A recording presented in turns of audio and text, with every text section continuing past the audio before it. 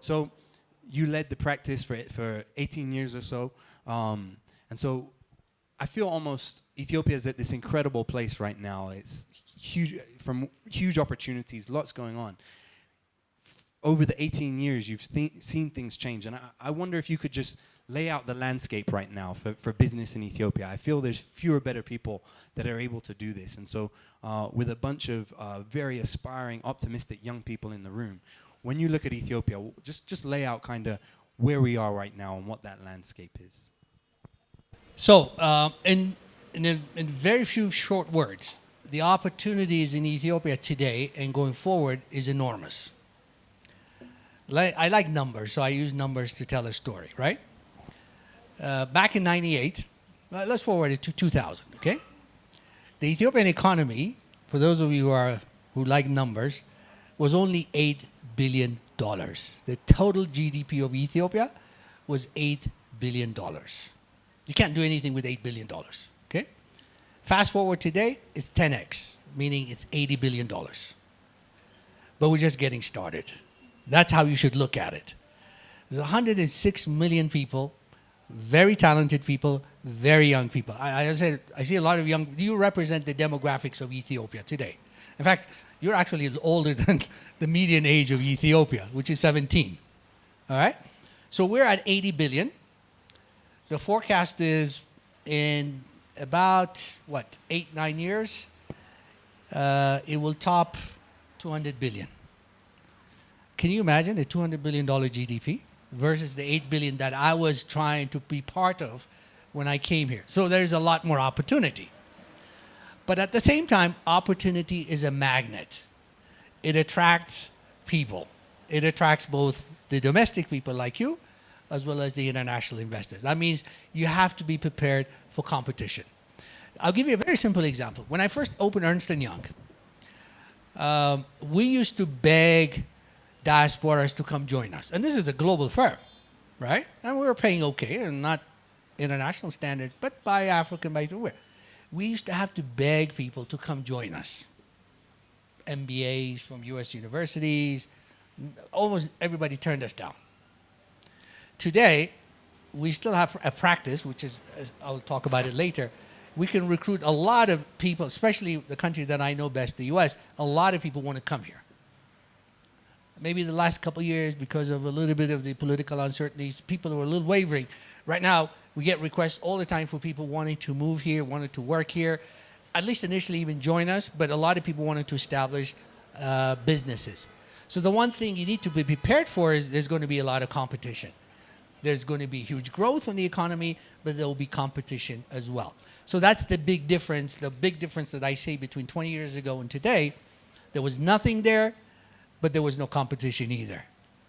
The barrier to entry was much, much lower then than it is now. And if you think it's high today, think about it 5 years from now. When I came here, I was offered houses on Bole Road for 600,000 birr. Houses that sell for 60 million today. Cars were 500,000 birr, brand new cars. You know how much it is today. Now, the payment system is the same. It's all cash basis, right? So the barrier to entry is going to get higher and higher. So my suggestion to everybody is, if you think you have barriers today, wait till it is 5 years. So what is the solution? Enter today, or at least get started today, okay? The other message I have is, even when I wanted to really started to come back here and do business, a lot of people saying, are you crazy? What the hell are you going to do in Ethiopia? I'm sure there are a lot of naysayers even today. We're telling you, what the hell are you going to do in Ethiopia? There's a lot of bureaucracy. It's a given. But there's a lot of opportunities as well. So the comparison is this. A lot more opportunities, but there will be a lot more competition. For those who determine, like the girl I saw earlier, the paper girl, the paper lady, okay? The paper manufacturer, the industrialist. Imagine, she overcame a lot of challenges to come up with something. I'm very familiar, obviously, with Blue Moon. As you know, I participated in that event. So if you're determined, if you're persistent today, that $200, $300 billion GDP economy, you can be part of. Okay? And also, don't think traditional today. We used to have to think traditional 20 years ago when there was nothing. Maybe to get wealthy, you build a house, you sell that house, whatever. Today, there's lots of other ways to be successful. Knowledge-based economies, not just bricks and mortar. So these are just some of the trends that we see. But there's a lot of talent in this country. A lot of talent. Okay? Hungry, which we like. You remember Steve Jobs when he spoke at Stanford at his last commencement speak? Stay foolish. Stay what? Stay hungry. Yeah. And we see a lot of very hungry, I mean that in a good way, a lot of young people, very hungry, very determined to make things happen. Yeah. Okay? And the fact that this room is full to the brink as it is a testament of that. This hunger exists. You guys are here to get insights. You're here to hear the wisdom that Zemedeneh has to share. And I feel it's harnessing that hunger and taking it for opportunities. Well, you speak of all this opportunity, Zemedeneh. Where do you see this opportunity? What sectors, what businesses in particular, where do you see an opportunity? Well, the short answer is in everything, right? Again, we use numbers. And I also tell you, to answer your question, maybe I should share with you what I do and how I go about investing, because I look for opportunities. About 6 years ago, a couple of very young guys from Holland, they called me out of the blue, and they said, we're coming to Ethiopia. We have a very bright idea. We'd like to discuss with you. You might want to invest with us. They came. They're from Holland. Where did we have lunch? Amsterdam restaurant. I don't think it was a coincidence. Anyways, they pitched me this idea about something which we now take kind of for granted, but 6 years ago was innovative. The law didn't even allow it at that time, but it's mobile payment, agent banking. That company is called Hello Cash. Some of you know Hello Cash, right? I swear to God, I bought into the idea over lunch. And then a few weeks later, we wrote them a check. Purely as venture capitalists. I say, okay, this sounds like good. You know, venture capital is pretty scary, right? But we love the idea. I'm not a technology guy, but I knew this thing someday will get somewhere. Even a layman like me who's about technology could see the opportunity. So when you ask me where I see opportunity, is in everywhere. Today, Hello Cash is a very sizable business, very successful. There are a couple others like us as well. So we look for opportunity. So where do I see opportunity? One, in technology. So my private equity firm has invested, it probably is not a brag, the largest implementer of Oracle and SAP in Ethiopia and probably in East Africa. It's called a company called Fairfax Technologies, okay? Again, we saw the opportunity. We see that the uptake very soon, huge uptake in the technology space in Ethiopia. We've invested in that. We've invested in manufacturing. I know this sounds pretty scary for some of you, but again, you've learned from the previous speaker that actually you can do well in manufacturing. It's a tough business, but if you know what you're doing, if you have strategic partners, I think, like you said, you have strategic partners, manufacturing is the future of Ethiopia. Okay? So think of, it could be small manufacturing, by the way. So manufacturing. The third one that we look at is agriculture, more specifically agro-processing. I know it doesn't sound sexy, right? Doesn't sound sexy like technology, I don't know, fashion designing, whatever it is the young people get excited about today. But I got to tell you, that's also a place where there's a huge opportunity. I think there was a guy here from Switzerland. Yeah. So I'm going to tell you a story, guys. He was talking about value addition to coffee, right? I think that's what he was talking about. So forgive me, I'm going to be very frank here. Oh, it's not your company. Oh, then. See, we got a very smart guy. He's already disowning what he said in the beginning. So before he even said, here's what I have to say. So let me tell you what.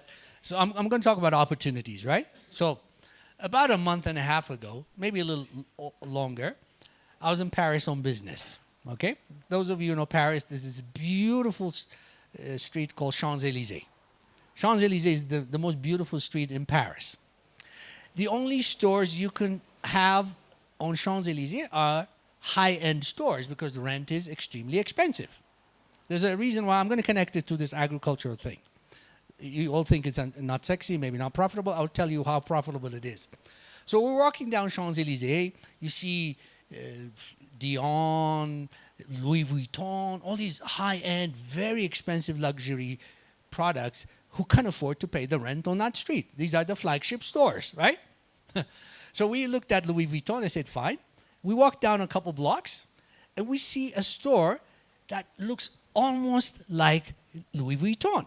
Louis Vuitton, you know, they sell $10,000 bags, $50,000 bags. Or if you are, I don't know, Ivanka Trump, you pay $200,000. I don't know. But they do sell high-end stuff, right? There's another store. It looks just like them, gold-plated, beautiful. And we say, why does Louis Vuitton have two stores on Champs-Élysées? No. It's not Louis Vuitton. You know what it is? Nescafe. You guys know what Nescafe is? It gets better. So when you think of opportunity, it gets better. Well, it gets worse, actually. So we looked at it and said, we got to go in and check this place out. When we go in, you know how they pay the rent of that place? You know what you see? The first thing you see when you walk in that place, in big sign, you know whose coffee is there? Exactly. Ethiopian coffee. They take it raw from Ethiopia, and they convert it into Nescafe. A little cup like this sells for €4.30. How much did Ethiopia get from that? 30 cents, probably. I'm telling you, guys, this should anger you and motivate, not anger you, motivate you to say, I'm going to produce that Nescafe here in Ethiopia. The gold, that's the raw material we own, we are exporting it raw. And more power to the Swiss, more power to the Germans. Actually, I think it's produced in Germany, even though the company is Swiss. More power to them. They sold out. Why can't we produce that here? So when we talk about opportunities, the same thing with sesame. Again, it doesn't sound sexy, right? But imagine, have you guys eaten McDonald's? I love McDonald's, so I'm sorry. I know it's a bad habit. Big Mac, right? Those of you from America, right? The buns, the sesame on top of the McDonald's buns, they probably come from Ethiopian sesame. We export it raw. So think of agriculture, agro-process, and for those of you who are inclined to be farmers, actually there is also an opportunity there. It's a little harder, okay? Those of you who's used to driving 8-cylinder SUVs in McLean, Virginia, I know it's very difficult. Anyways, but that is another opportunity, agriculture.